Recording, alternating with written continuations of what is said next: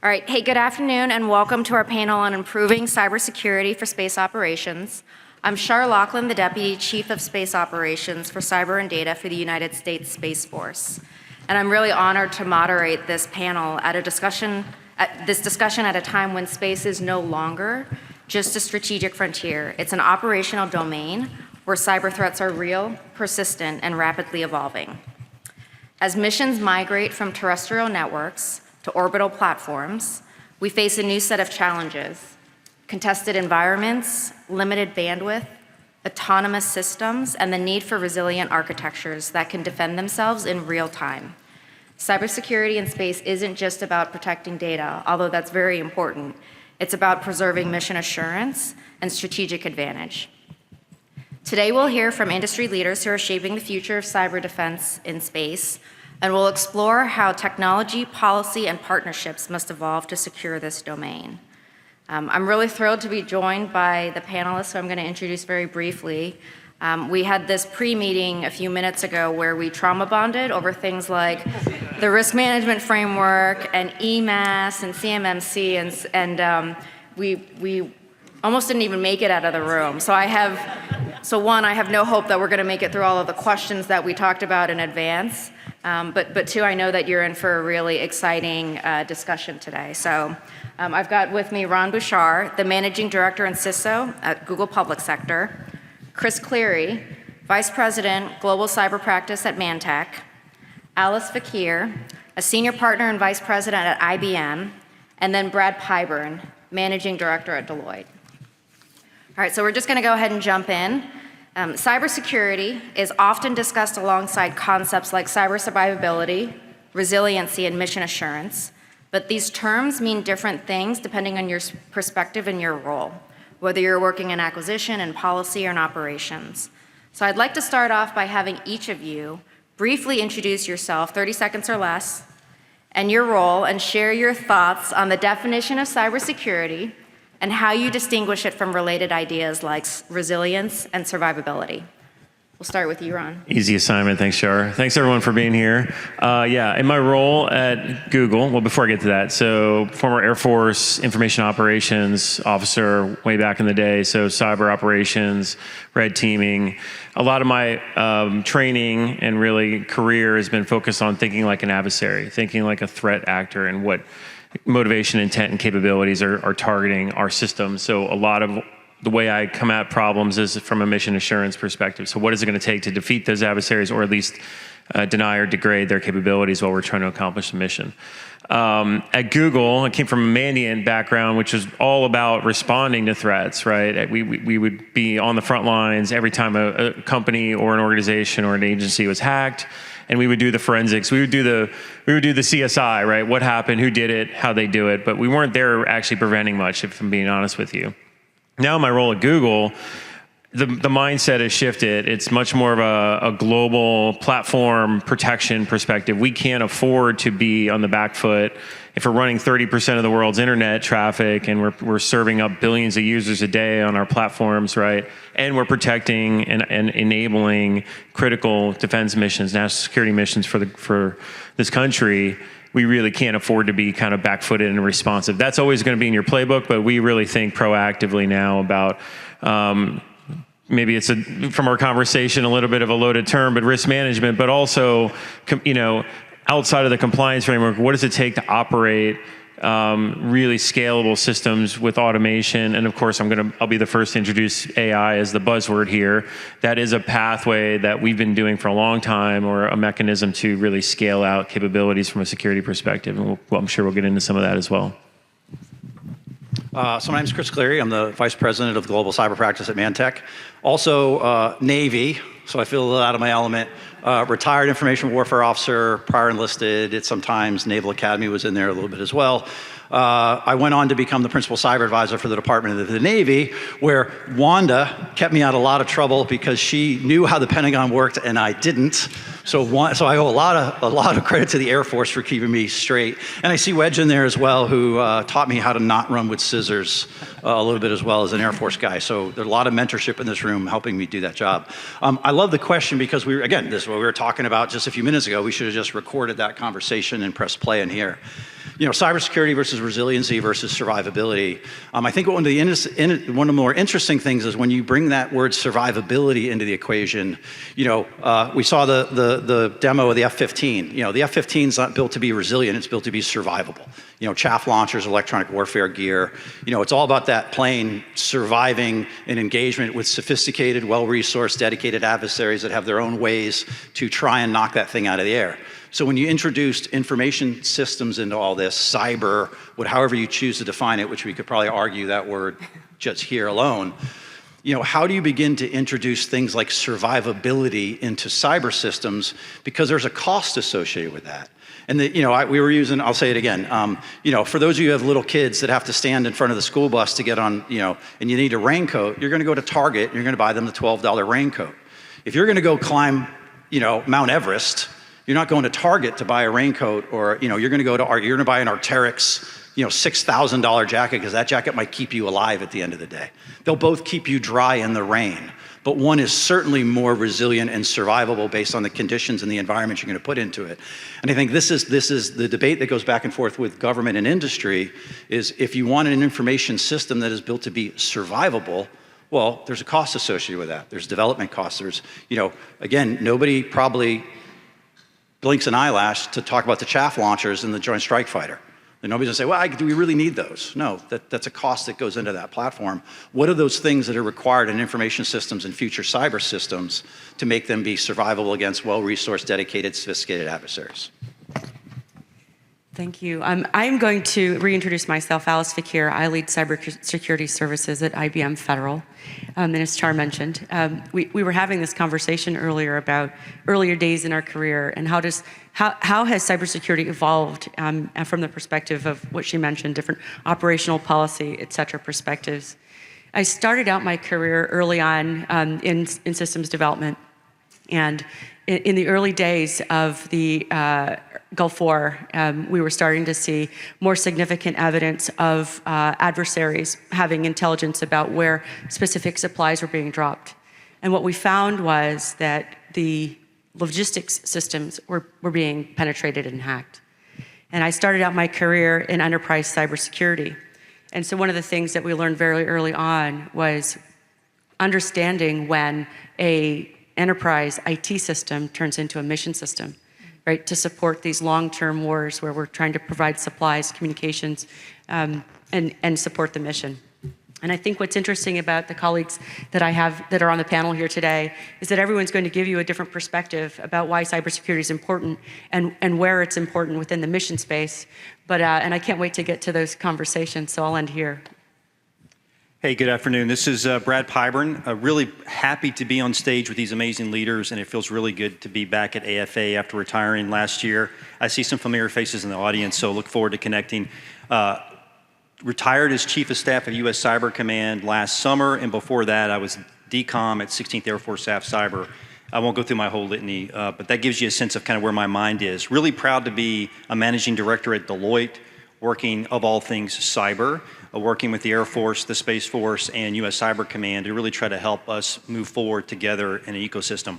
When you talk about cybersecurity, resilience, and survivability, I'm wondering if I could pull the crypto Hensley card here and go into a time warp on stage where 30 seconds is more like 5, 10, 19 minutes and really have a good discussion.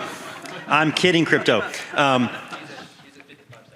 55 seconds. They were timing me because I was giving you a hard time. But let me just try to really quick put a finer point on it and we can move on to the questions. When I think about survivability, I think about an individual asset, like you talked about, like a Super Hornet, whatever the jet may be, and all the characteristics it needs to be a hard target. But guess what? The adversary has a capability with a PK and precision and lethality that it can put against your capability. So if you have one asset and its survivability is at a certain range, you have to have an ecosystem that's resilient. And now you're talking about multiple assets that can absorb that damage, that impact, that attack, and you can still conduct your mission. How does cybersecurity play into all that? It underpins everything. You can't be survivable unless you have a very capable cybersecurity apparatus on your platform. You can't be resilient unless you have the same thing. And the last thing I'll say is cybersecurity, the way we look at it, it's passive. You also have to conduct defensive cyber operations, which are those things you do in the face of an adversary. So you have to build that into your platform so that you can be survivable and resilient. Just say it was less than crypto. That's all you need to say, Chief. Crypto, we love you. We do. We really do. You can never have enough crypto, General Hensley. All right, so I hope you're all excited just from the introductions alone. What I'd like to do now is take this conversation and juxtapose it or lay it on top of a space architecture, right? So now we're going to talk about evolving cyber defense for space. We rely on these layered architectures that include ground systems, data links, as well as on-orbit assets. But as this architecture becomes more complex, more distributed and dynamic, and begins to include commercial and international partners, traditional cybersecurity methods like continuous monitoring and patching become a little bit more difficult, especially in contested environments. So I'd like to understand how you're rethinking cyber defense to meet the unique demands of this emerging space infrastructure and operations. And we're actually going to start with you, Brad. We're hoping you can tell us a little bit about some of the lessons that Deloitte has learned from your operations on orbit. Yeah, if you saw the commercial when you were coming in, and if not, we're happy to talk to you about it, but Deloitte doesn't just do taxes and audits, okay? We are an amazing organization, but this idea that if you're going to be able to have a resilient, survivable space architecture and be a good partner, you've got to be where the rubber meets the road. You've got to be in space conducting operations. So Deloitte launched a satellite, Deloitte 1, and it has amazing RF capabilities, collection, lots of different payloads that are on that particular satellite. But of interest to this crowd is the ability to conduct training operations, test it, even attack it, and make sure it's resilient and responds in the way that you want it to respond. So think training range in space to perfect your operations and to perfect your defensive maneuver against adversary. The other part of this is a capability called Silent Shield, which is an intrusion detection system, which coming to a theater soon near you will include prevention capabilities. And when I think about my previous job at US Cyber Command and in AF Cyber, building out cyber protection teams that were going to be aligned to US Space Command to defend space capabilities on orbit. How can you do that?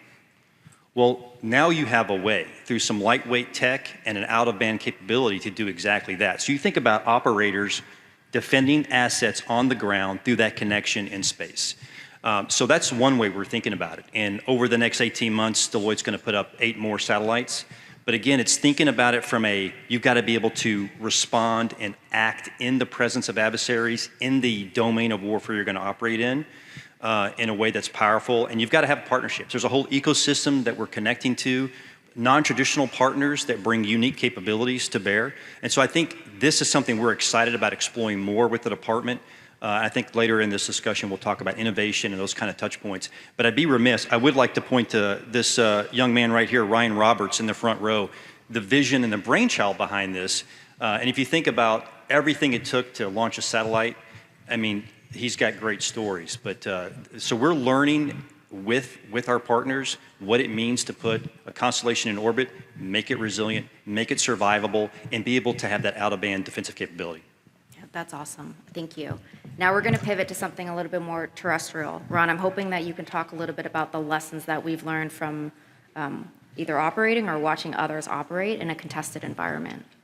Yeah, thanks. So we were on the front lines in cyber during the invasion of Ukraine, and the first indicators, obviously, of the operation there was outages, right, for commercial satellite systems, Viasat.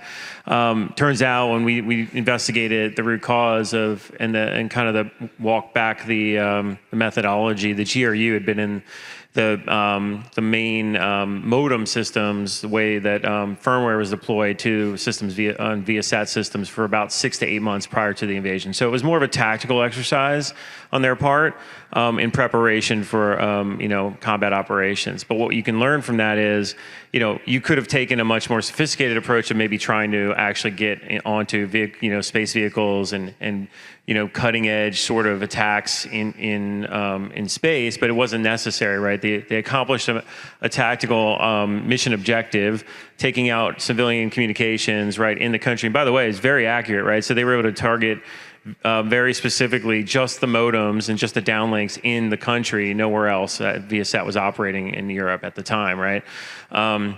They took their time, it was very precise, and it was effective, right? They made it such that the only way to restore communications was to physically replace those devices, right? Through the mechanism they used to deploy this destructive malware on those modems. So that's an example where, and it's front of mind for me in future conflict zones, right? Of how do we think about, now we might be sitting here as a military organization saying, well, we don't use civilian systems, but I would challenge you a little bit to say, especially if we're operating in a coalition environment, what are our partners, how do they use commercial communication systems, what are they relying on? I think we're all becoming much more reliant on commercial communications mechanisms, terrestrial and LEO assets. And so it's worth at least thinking through kind of what we were talking about. What if that asset goes away, right? What if you lose commercial comms? What's your fallback?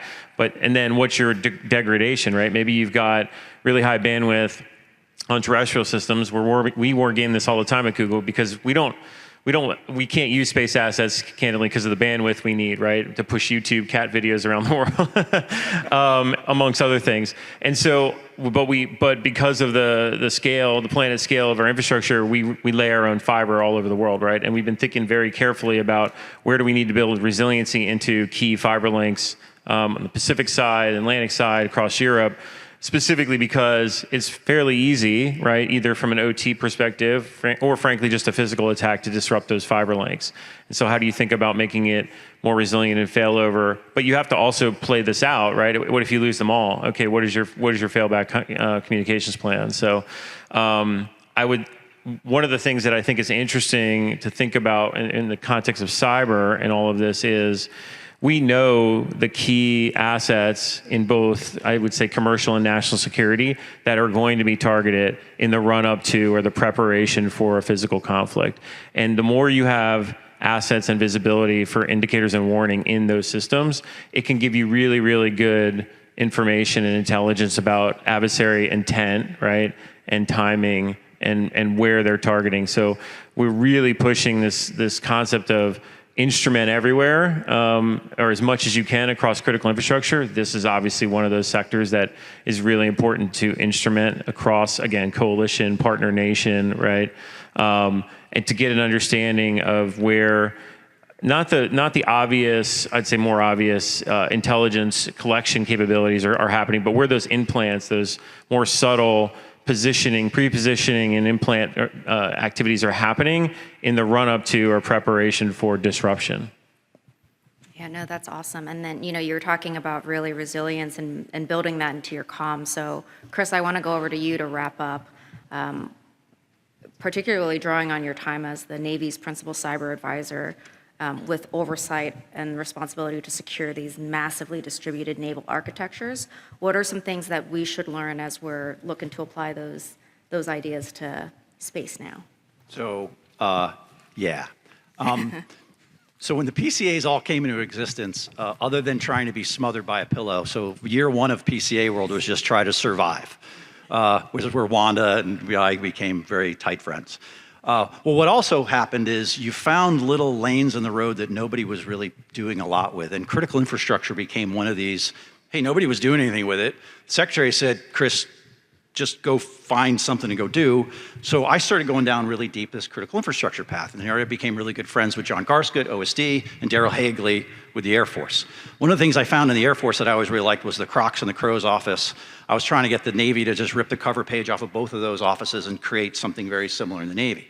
But so as John and Daryl and I would all kind of beat our heads against the wall of trying to get people to recognize this as an area, we started going down these processes of discovery. And what you found is when you did, good old mission analysis, right?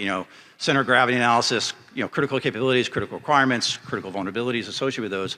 When you started underlaying infrastructure into the way that we have to support these mission systems, you say, okay, well, let's look at it through the lens of, let's say, the Indo-PACOM commander. And let's look at it through the lens of, let's say, the Navy.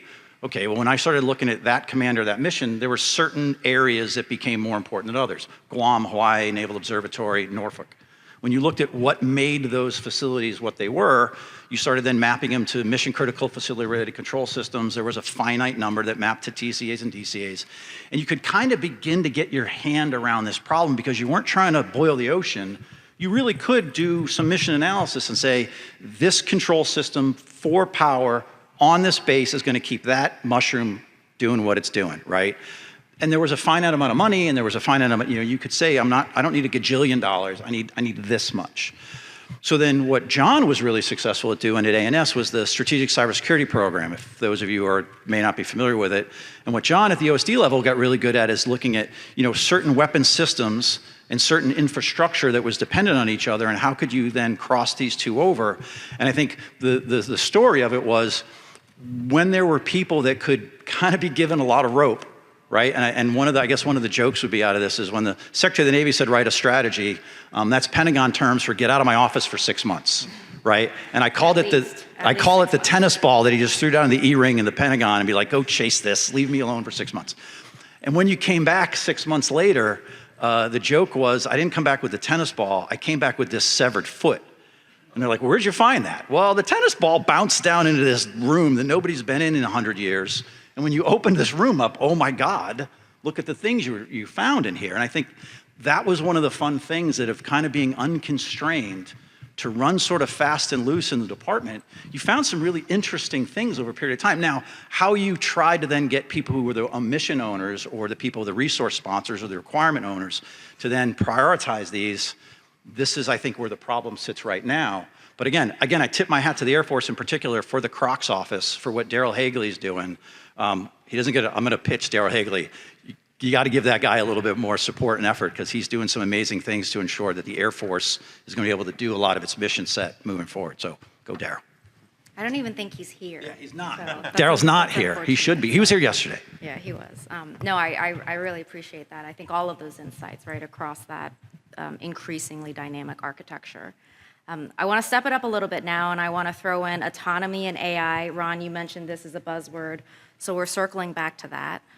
So, as autonomous and semi-autonomous spacecraft take on more operational roles, they introduce new cyber terrain that we've now got to understand and defend.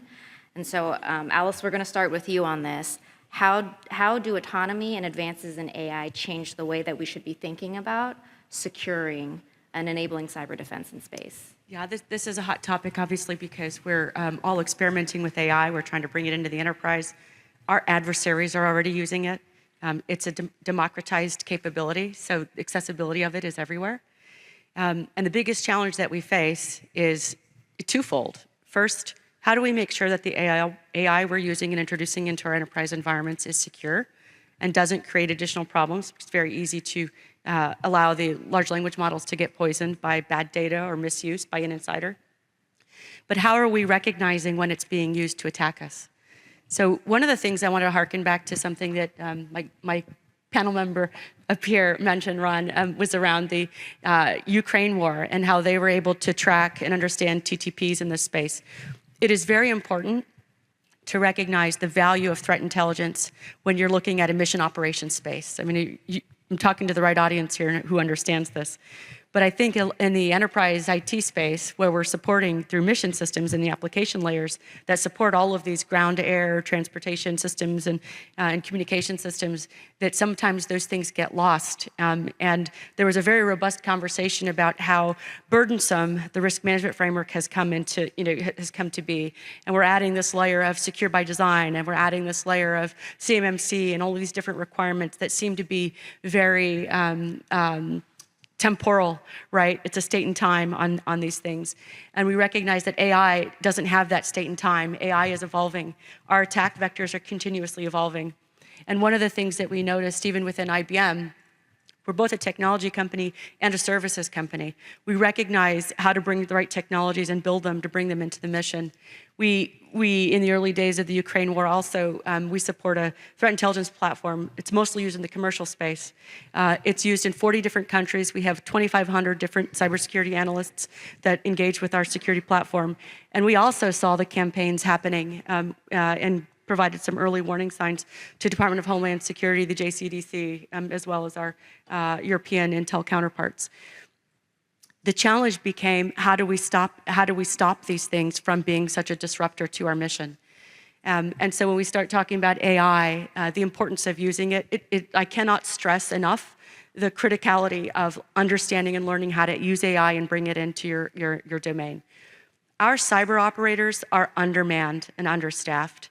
And the ability to create, we've got a capability we're calling Cyber Agent, which is almost like a SOC analyst co-pilot. It's a threat intel analyst co-pilot. It's sitting there, it's available for you to leverage, much like you're using ChatGPT to augment your own daily interests.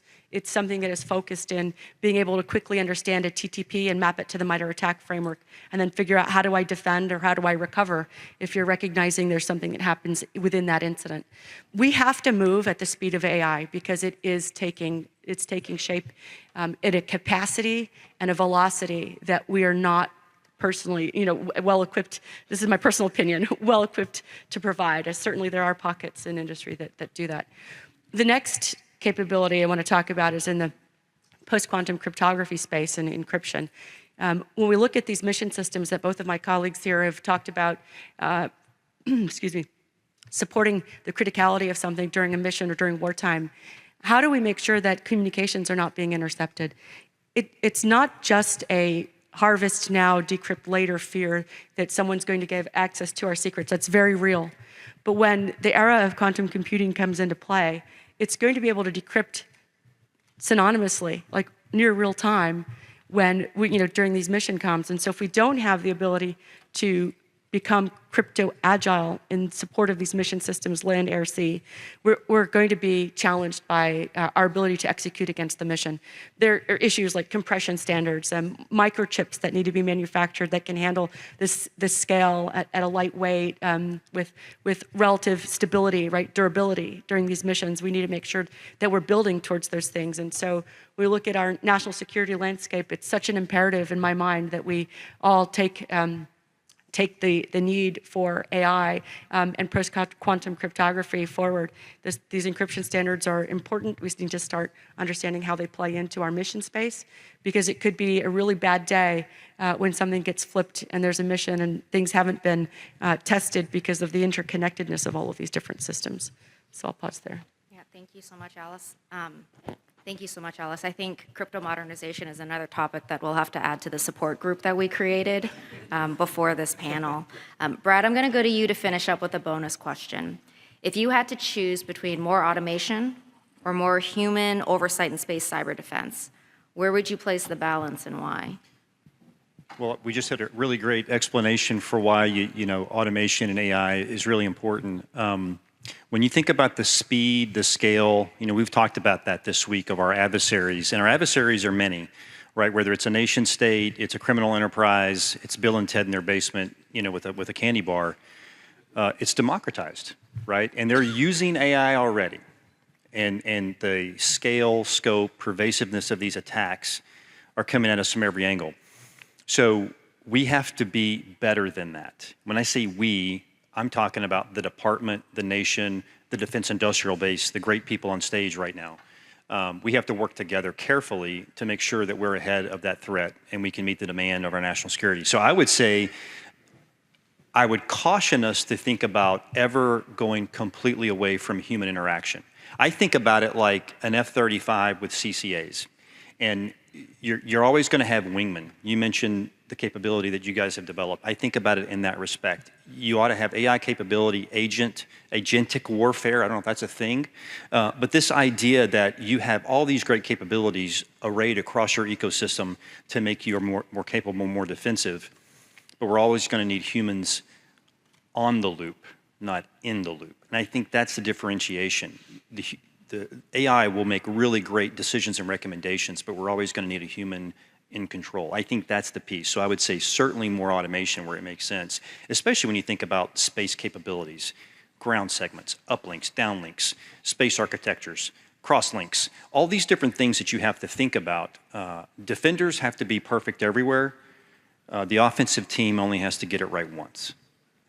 And the last thing I'll say is, you need to assume the position of a breach. And that can be scary. And we talked about this when we're having our RMF therapy session earlier, which is you can build a perfectly RMF-approved, CMMC-approved defensible system, and then the adversary gets a vote. And then what are you going to do? So you've got to build in that ability to fight through whatever is happening so you can deliver the effects, complete the mission, distribute the orders, whatever it is you're trying to accomplish. The way we're going to continue to be the best in the world as a nation is to layer in that AI capability, that automation with humans on the loop. Awesome, thank you. Now, I know these have all been really easy questions, softballs that I'm throwing you, or I guess tennis ball, if I'm speaking the Navy lingo. The last easy topic that I want to cover is acquisition reform and cyber. So if you heard the CISO talk today, you heard him talk about really the shakeup in the department's acquisition processes and the need for us to ensure that acquisition is aligned closely with operations so that we can be rapidly generating new capabilities to the field. A little over a year ago, the Space Force released our commercial space strategy, and that was really to signal a clear intent with industry to work differently and prioritize speed, integration, and hybrid architectures. Then more recently, the department announced a major overhaul of JSIDS, the Joint Capabilities Integration and Development System, to better align with modern threats and operational realities. So, final question. As industry leaders and cybersecurity experts, and some of you having done hard time in the department, what advice do you have for us in the department to ensure that cyber resilience is a foundational element in our evolving acquisition processes? And because this is such a big question, I've sliced it up for you all based on your perspective. So Brett, I want to go back to you to talk about some of the thoughts you might have from your time organizing training and equipping while you were the Chief of Staff at Cybercom. Yeah, I think it's really three things. The first is authorities. The department has a ton of authorities from acquisition speed and mobility and agility and all the ilities that sometimes aren't used to their complete effectiveness for lots of reasons. And so understanding what authorities you have, leveraging those and getting the most we can collectively out of those authorities, OTAs and CSOs and those kinds of things. I think the second piece of that is you can call it organization, you can call it structure, but I think about it as you need a place and an ecosystem to innovate. And there's lots of examples already across the department. I'm not talking about recreating things, AFWorks, SoftWorks, DIU. There's lots of things that are already out there. But when I think about space operations, where do you go to engage with traditional and non-traditional vendors in a way that you can practice and experiment and fail and learn and rapidly build new things in a way that balances the risk across the ecosystem but allows the team to develop this and perfect it in a way, then it's put into production. Then it goes to the FAR, it goes to normal acquisition pathways, if that's the next step in that piece. And the last thing I would say is culture, which is, General Hyten said it best, we become afraid to fail. And I'll quote Jeff Bezos, who said, really interesting discussion, I listened to him talk about this. He said, we don't fail during operations. We fail during experiments. And we talk about failing, we never put that categorization on it. If I'm experimenting and prototyping and learning, it's okay. In fact, I want to fail so that when I get into operations, I'm successful. So I think it's those three things. Awesome. Ron, I'm going to pass it to you now. I'd love to hear your thoughts about cybersecurity and acquisition, and specifically the authorization and accreditation processes. Yeah, I mean, I would say that I have the privilege and maybe the nightmare right now being at the tip of the spear of this when it comes to getting commercial solutions accredited for military use or for Department of Defense and national security use, right? And we're at a moment, we talked about AI, right? If you look at the investments that are happening in AI, I think it's half of our entire GDP this year is being spent in some way, shape, or form on AI infrastructure. You look at the $400 billion invested this year in CapEx, right? That's data centers, that's chips, that's all this. Like, the only way that, if AI is part of your mission at all anywhere, the way you're gonna get to those capabilities is through commercial means. So how do we get to a place, and I just talked about how traditional commercial vendors could be susceptible to having brittle infrastructure in the example of Viasat, right? Like they weren't aware of the fact that A, they were a target, and B, that they were vulnerable to that sort of attack. So we have to find a balance of speed to acquisition and speed to procurement of commercial solutions, especially as it deals with transformational technology, because most of that today is coming out of the commercial sector in one way, shape, or form, and it's being modified or applied to mission. At the same time, not accepting that because it's commercial, it's going to be vulnerable or it's going to be too risky, right? And that slows us down. So we've built this whole framework. We've got IL, we've got FedRAMP. A lot of it relies on kind of traditional. We talked about checkbox compliance, baselining, all those sort of things. It's super slow. In many cases, it's inaccurate, or it gives you a sense of comfort, but in reality, again, the adversary is 10 steps ahead of you from a technology perspective. So trying to find a balance of acquiring, I mean, maybe what you said is right. Like, we have to be able to prototype these things in an environment and purple team them, red team them, actually evaluate them in real world scenarios using realistic malware and tooling and TTPs that we know our adversaries are using against us.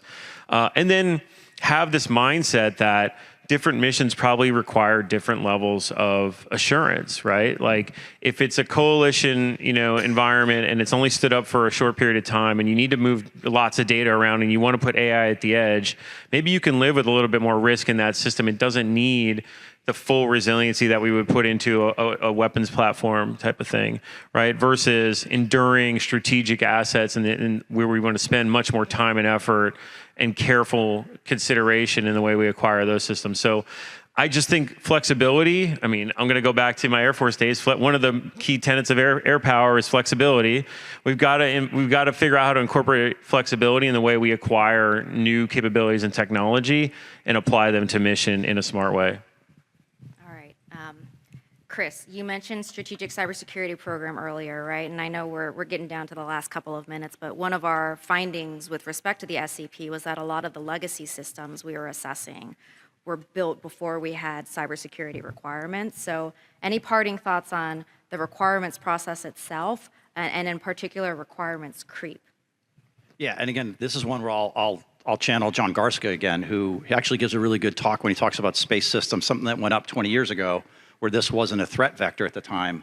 How do you begin to, what do you do to assure that until you replace that platform? You gotta, and this is when you get to the infrastructure pieces, or is it, what are its other dependencies that it has?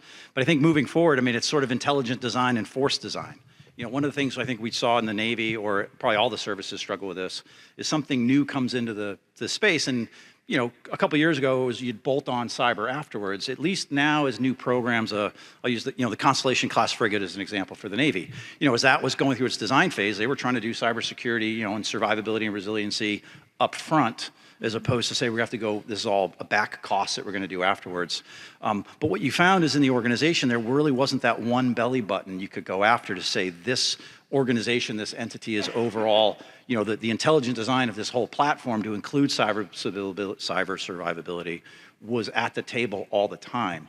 So I guess when you think about future systems, is there a different way that we even do the requirements process? Because it moves so quickly, right? It doesn't fit into JSON. It certainly doesn't fit into the POM process when I'm trying to think about buying something 3 to 5 years down the road. For something we all know the environment's going to change. Can you just have I know this is heresy, but could you just have a slush fund? That's probably not the right word I should use. Some other pool of money that can be more dynamic with, that I don't have to palm for it 3 years in advance. I know I'm going to have some requirement 3 years down the road. I just know there needs to be a pool of money for me to be able to go to add this new requirement or this new technology or this new thing to it. And I think that's probably one of the things that's got to be thought through. No, that's great. Slush fund made me think of slushies, and now I'm thirsty. So I'm glad we're wrapping up.